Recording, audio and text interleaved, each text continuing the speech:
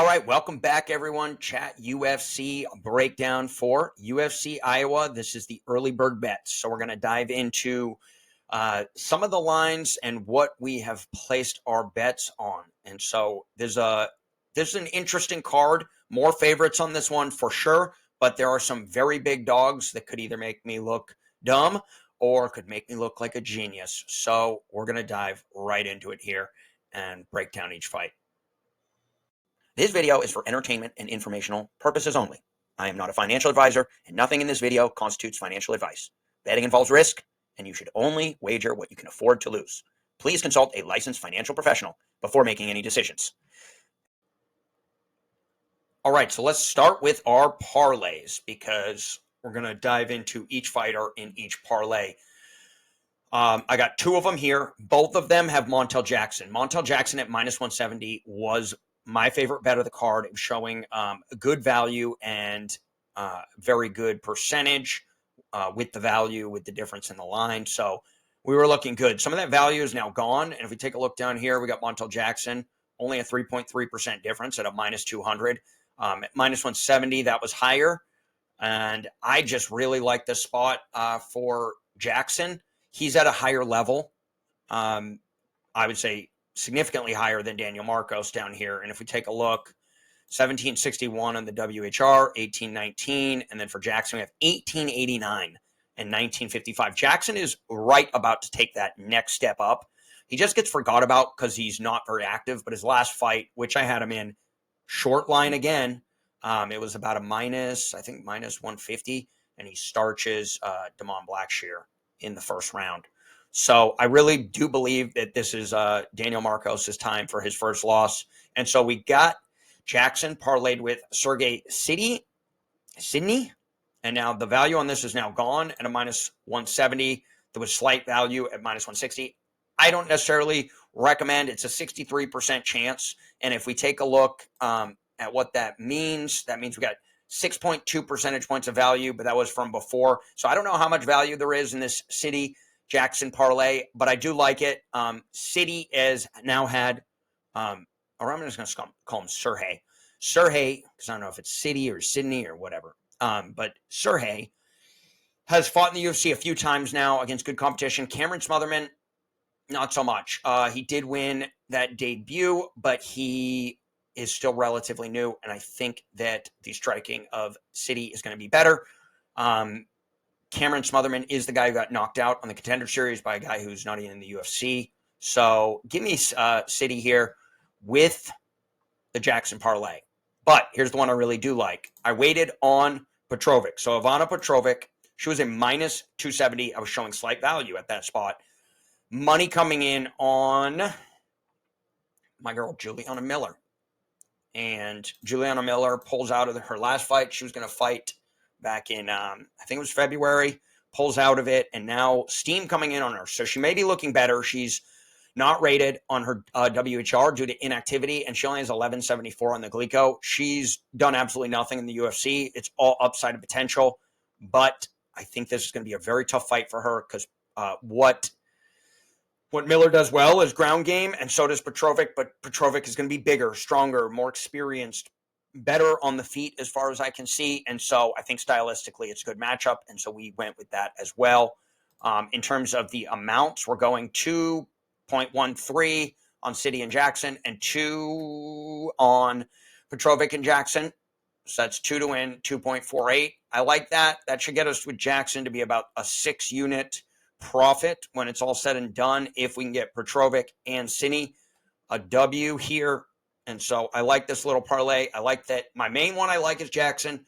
I like the other two. So I got a two-headed dragon here, all culminating in Jackson. So that is that. So those are the parlays. The most units so far, 2 and 2 essentially.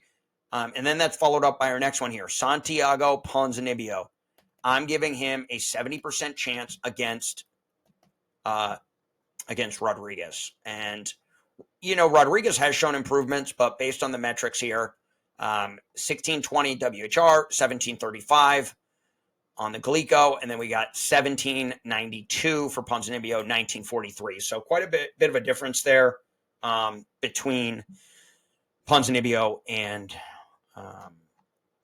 Rodriguez. But and Rodriguez, he's shown improvement. I think this is due to his recent fights. But I will say that Rodriguez, I don't think is going to improve that much.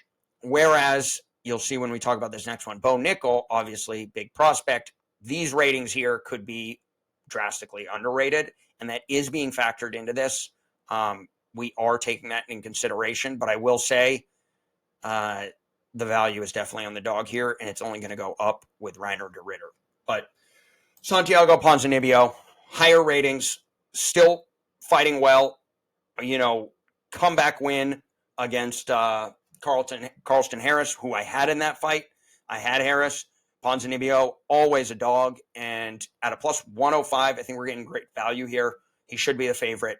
And so we got 2 units to win 2.15. That's going to go up. I want to get to a profit of 5.5 on my unit sizing here for Ponzinibbio. But these are our starter bets. We still got Kansas City, UFC Kansas City this Saturday to deal with, and we'll roll some of that over into this. So we're going to wait on those. All right, let's get into the controversial ones. Reinier de Ridder. The only reason I don't have more on this is because money's going to come in on Bo Nickal because he's the name. The name will get the recognition, but I cannot pass up a plus 250 with Reinier de Ridder here. 1930 WHR, 2038 Glico 1. The guy has fought forever at the highest level in another organization. He's shown he's a solid fighter in this organization, getting submissions. Kevin Holland didn't put much stock into that, but I gobbled up that plus 300 on the sub prop for Reinier de Ridder in that fight, and then he beats Gerald Meerschaert. So we'll see. Those are 2 good middleweight fighters, though. Not great, but good. Bo Nickal right now is a good middleweight fighter. He had a decision win against Paul Craig, and I do consider Reinier de Ridder to be a slightly better fighter than Paul Craig, maybe even more than slightly. He has a very good record as a professional and does not lose very much. So he may look awkward and slow and this and that, but this is going to be a close fight. Now, my projected probability is 73%. I am not going to necessarily agree with that. That's how the numbers came out. I'll try to rerun it. But regardless, even if it's not that, even if we're looking, if Bo Nickal is just making huge strides, then it's like he could be a 30%. So high variance on this, but at plus 250, that's what you're playing the plus 250 for, is high variance doesn't matter. So we have a unit to win 2.5 units right now. And the only reason I don't have 2 units on this is because I'm waiting for this line to get better, because it will get better. So I would wait on it if you're only going to have a unit or so. And then there is the off chance that sharp money comes in and de Ridder gets hammered down and people go, this is too high. I see that happen sometimes too. So we're going to just take de Ridder now and hope for the best. Okay, another unpopular pick, and potentially stylistically this could bite me, but Figueiredo has a good reach. He's powerful, strong. It's going to be really tough for him to beat Sandhagen. Again, I don't necessarily agree with this 48%, but the numbers are what they are, and a plus 400 is crazy. So we placed a 1 unit bet. It'll most likely stay in that range. You'll see here saying 6 units, so that'd be about 1.5 to win 6 units on Figueiredo. I don't mind getting to that level. Figueiredo is a top level fighter. Maybe he's not at Sandhagen's level, and that is why there's a slight dip here, 48% compared to 52. But minus 525. I mean, if you're laying that on Sandhagen, go for it. I think money will come in on Figueiredo, unless people really are that dumb with parlays. But yeah, will he win? Not sure, but a unit, I'll take it. This one I like a lot, and I think we are close. Marina Rodriguez. This to me is just completely, she's being written off as not good anymore. She's going up against Jillian Robertson. Jillian Robertson, 1555, 1636, and Marina Rodriguez, 1573, 1617. So overall, Glico won. Robertson better recently, but against lower level competition. We all know that. Marina Rodriguez has lost to wrestlers. She gets wrestled. She's done. Robertson is a great wrestler. If she gets in on the hips, takes her down, she'll submit her. But at a plus 230, Jillian Robertson has not faced a striker as good, not even close, as Marina Rodriguez. So if Marina Rodriguez comes in and does what she did against Watterson or anyone like that, she has the ability to put girls out, and Jillian Robertson has not been tested enough to lay a minus 270. So we took Rodriguez, plus 230. It's still available. She should be a slight underdog, 48%, but not plus 240. This should be pretty close, with it being a big step up for Jillian Robertson. So that's a unit. We're going to get to 4.5 profit, so probably one more unit on Rodriguez. I could see Jillian being in parlays, though. People like to back Jillian because she's a safe wrestler. I get it. And if she can implement the wrestling, Rodriguez is done. However, plus 230, we're playing the value game. So we took Marina Rodriguez 1 unit. All of these are going to be 1 unit except the ones that, like the Ponzinibbio, I put more on because closer line there. So when I'm looking at my unit sizing here, some of these are big dogs. So this is my profit that I want to get on the unit size, not the size of the bet, but the profit that comes out of it. It's a new thing I've implemented here. Okay, let's get to Dontel Mays. I have 3.5 units is what I want to get to. I put a unit to win 1.9. Probably put another unit on him as we get closer, showing 12.5 percentage points of value. Giving him a 47% chance against Thomas Peterson. And it's just a value play. Getting almost 2-1. Should be about 50-50. Put a unit on it. I like, and certain things I don't like about the matchup. Volter Walker, who's actually looking really good now in the heavyweight division, was a huge favorite against Mays. Got him in a heel hook and submitted him. I had Mays in that fight like a 32% chance of winning. This I have him at a 47. I think it is and the line opened up almost the same, where Mays was like a plus 270. Rapidly bet down. I got it a little late because I'm never a huge fan of Mays, but I'm still seeing value. I reran my numbers.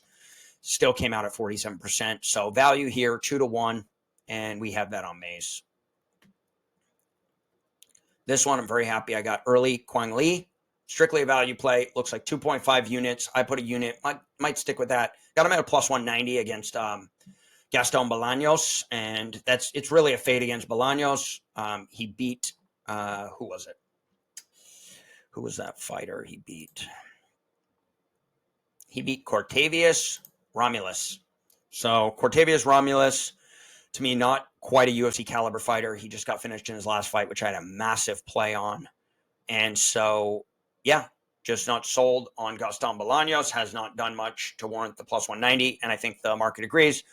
Quang Lee down to a plus 145. I think that could creep up because people don't really know who Quang Lee is and won't trust him. And he hasn't won in the UFC, but he's fought hard in both fights. Went to a decision against Chris Gutierrez and then got knocked out late by that Chinese fighter. So we are going with Quang Lee, and for now, keeping it at a unit. Everything a unit for now. You guys feel free to go more. I'll give my recap.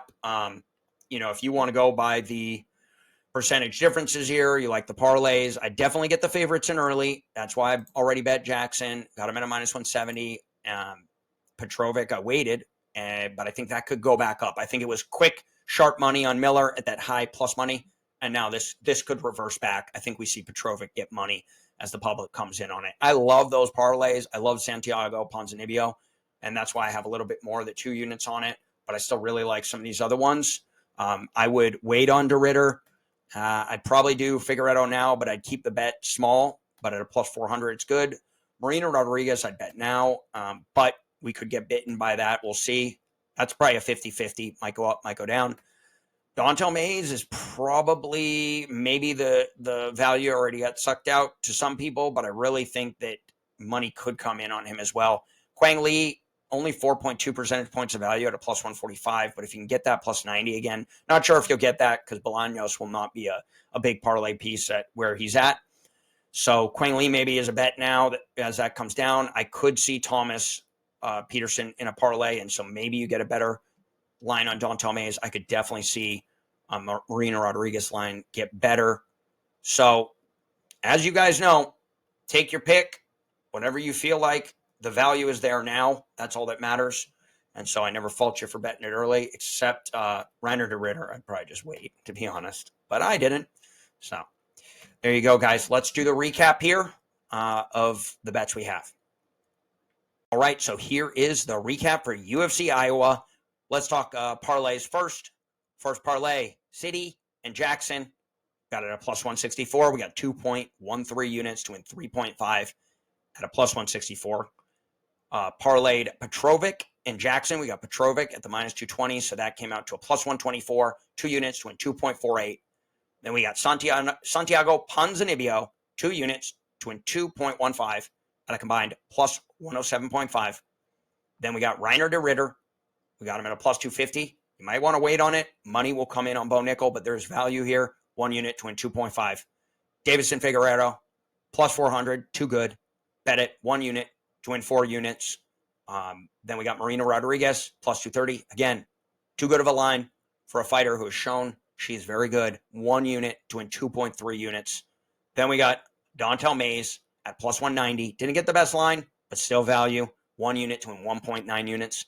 Then we got Quan Lee. We beat the line movement. Currently a plus 145. We got it at plus 190. 1 unit to win 1.9.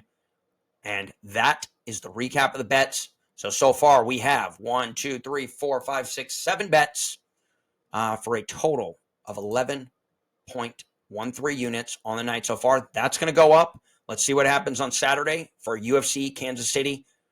Very much looking forward to that event. A lot of units on UFC Kansas City. So we are going to cash those and then continue to put our bets in on this one. That'll be Sunday night. Monday morning, we'll come out with Monday movement for this one. But not much is going to change. These are all locked in, and we're only going to probably add on to these unless more value comes up later on. But as of right now, we're locked in on the 11.13 units, 7 separate bets. And I'm very excited about it. Very excited about this weekend, guys. UFC Kansas City. And we are very excited to see you at the window.